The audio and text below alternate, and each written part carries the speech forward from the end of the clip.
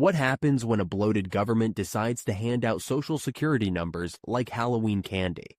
You get 6,300 paroled migrants, including individuals on the FBI's terror watch list, collecting benefits that taxpayers like you fund.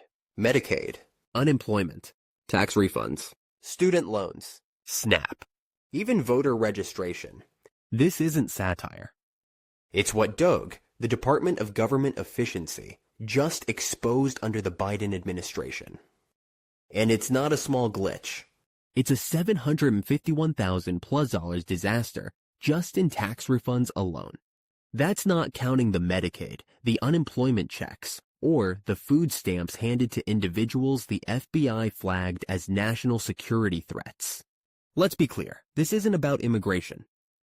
It's about criminal negligence and a system so broken it now subsidizes threats against itself. The Doge disclosure, the numbers that should end careers. According to the Doge report, 4 individuals on terror-linked lists received Medicaid, 41 collected unemployment insurance, 409 received tax refunds, several were granted student loans, and others accessed SNAP benefits. These aren't innocent bureaucratic mix-ups.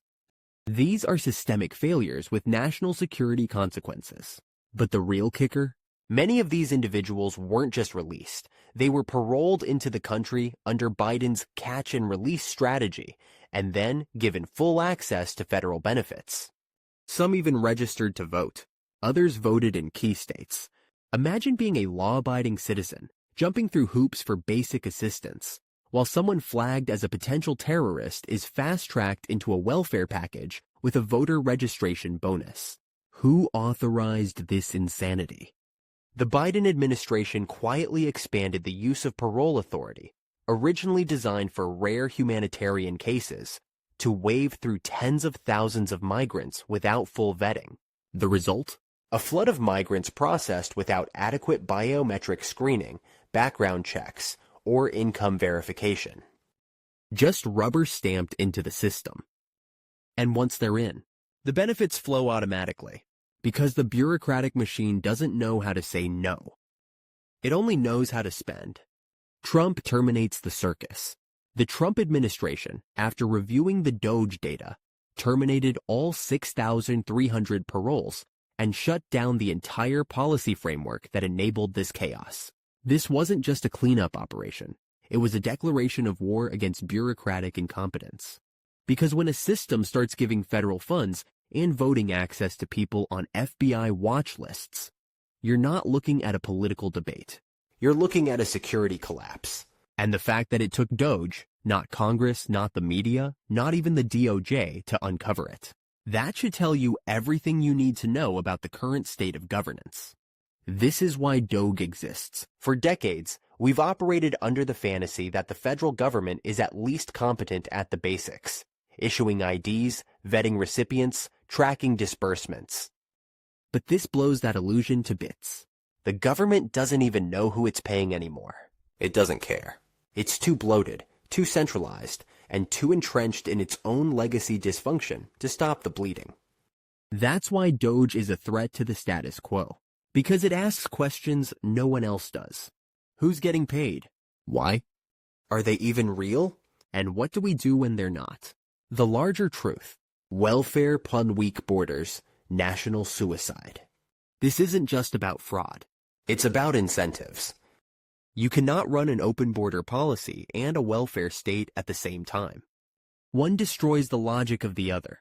The minute people realize that entering the country illegally grants access to a welfare jackpot, you've effectively created a state-sponsored incentive for mass illegal migration. And when even terror watch-listed individuals are cashing checks, it means there's no line anymore, just an open faucet. The Doge mission, clean house, restore sanity. This report is just the beginning.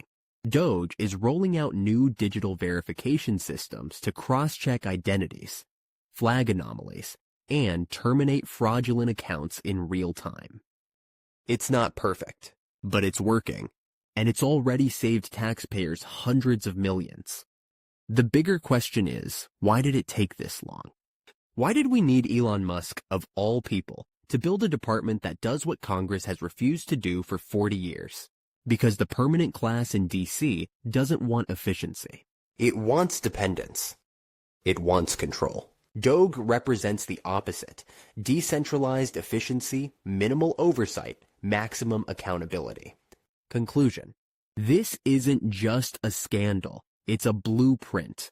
If Doge can catch this kind of abuse in a matter of months, imagine what happens if we unleash it on every agency.